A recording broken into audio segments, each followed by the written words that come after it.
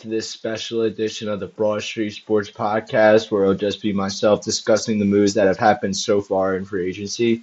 So we're about a week into free agency, and a lot of crazy moves have happened, to say the least. Especially on that day one, the legal tampering period, you had a lot of guys go a lot of places. For example, the running back market was insane. You had guys like Derrick Henry go to the Ravens. You had Saquon go to the Eagles. Tony Pollard to the Titans. Those are just some notable guys right there, leaving the team they were and going to another team. And then you guys like Josh Jacobs and DeAndre Swift both going to the NFC North with the Packers and Bears, respectively. But overall, free agency, it's been crazy so far. You've had Kirk Cousins. He got probably one of the biggest contracts for sure with a 4 year, $180 million deal with the Falcons.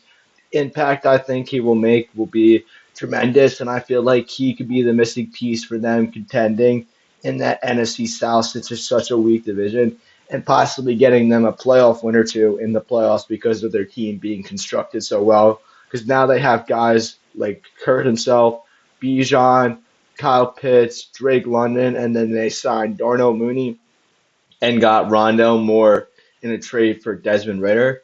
And then also you had guys before free agency like Jerry Jeudy. He got traded to the Browns and he just signed a big extension with them. And then you had guys like Russell Wilson who got released and then signed with the Steelers the night before the legal tampering. And which the crazy part about this is they had Kenny Pickett. He was traded to the Eagles now like this last weekend, and then they traded for Justin Fields the next day, which, in my opinion, that's going to be a very interesting quarterback competition, and it's going to be interesting to see who takes it out. I feel like Russell Wilson will win it because he's going to have the more veteran experience. But if it comes down to it, and Russell Wilson's not playing well to begin the season, I would not be surprised if Fields gets out there and possibly starts performing because I still think he has a lot of potential and could possibly be still a good quarterback in this league. It's just the Bears gave up on him so quickly, and now with them, with making a shocker in a trade for trading for Keenan Allen, that makes it pretty much set in stone that with that number one pick, they're setting up the offense for Caleb Williams, and I feel like he should have no reason to fail.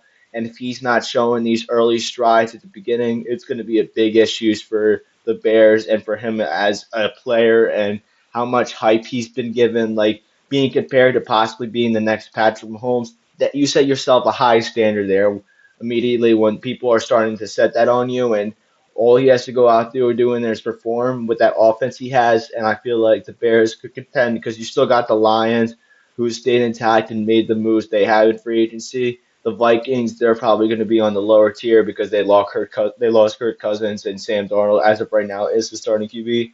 But then you also had the Packers who made great strides last year and got guys like Josh Jacobs and Xavier McKinney to add into this core around Jordan Love and the young guys like Romeo Dobbs, Christian Watson, and Jaden Reed.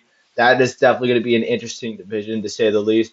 And then with other teams like the Chiefs coming off the Super Bowl, they didn't have to make much moves, but getting a nice piece in Hollywood Brown to put into this offense, it's just going to give Mahomes that deep threat option again because they'll have Rasheed Rice at number one receiver, and he will be the middle to guy field. And then you got Hollywood Brown running down all the way down. And then with those two like corresponding, you got, like I said, Rasheed Rice will be the middle of the guy, and then you got Hollywood Brown, the deep threat. Give them a tiny glimpse of what they had with Tyreek Hill, but probably nothing close to that.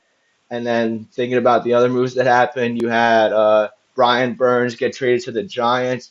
That was a huge deal for the Giants. Definitely a huge win for them. And then the Panthers just showing that they're becoming one of the worst franchises ever because I got offered 2 years ago two first round picks from the Rams for him and ended up only trading a second and a fifth, which in my opinion is a terrible trade.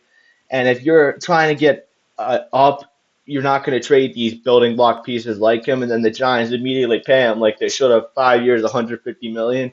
But then he was not the only guy to get paid big money that day. Christian Wilkins got a bag from the Raiders, and now they're set up with a scary D line duo with him and Max Crosby.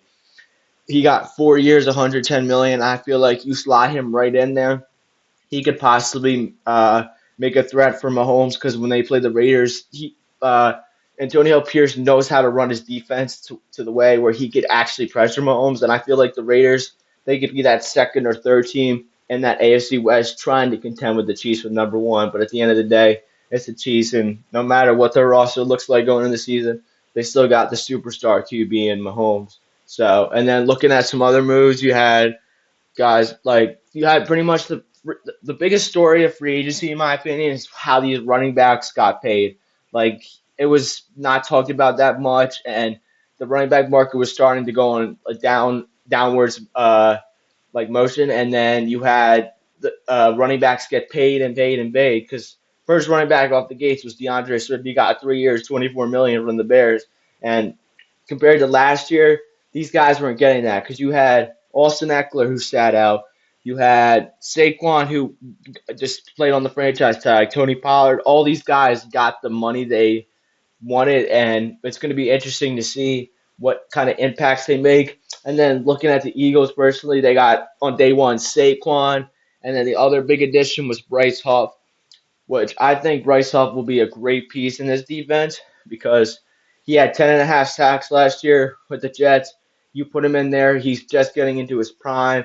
If you keep Reddick, which it's going to be 50-50 in my opinion right now, as of the reports we've been seeing, because Josh Swick got his contract restructured, so he's definitely back next season.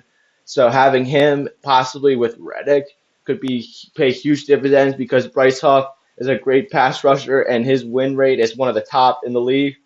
And then I think the Eagles had an even better day too, with signing some offensive line help, which is always good, and then making that big piece later that night with C.J. Gardner-Johnson, getting him back in this system is going to pay huge, huge dividends because he gives them that attitude, that swagger, what they definitely missed last year, and with him slotted back into the defense, it could possibly go back to what they had in 2022 with his impact slotted in there. And then a very underrated move on day three with the Eagles signing Devin White to a 1 year, $7.5 million contract. I feel like that could be the most underrated move of free agency, and it could possibly help them improve the linebackers as a whole and gives them the competition for Nakobe Dean because it's all or not for him this season. If he can't stay healthy and produce, then it's obviously gonna the question's gonna be begged to keep him or not or give him any play time. So that's definitely going to be an interesting discussion to say for the season. But giving Devin White that prove it deal, getting him in a new culture, which he definitely needed, I feel like could really help him go back to the linebacker he was his rookie and the year that the Tampa Bay Buccaneers won the Super Bowl because he was a do- dominant player for them, and I feel like could pay huge dividends. So, but that's all the moves I really wanted to talk about. Like I said, just a short episode. Other than that, talk to you guys later. Have a good night.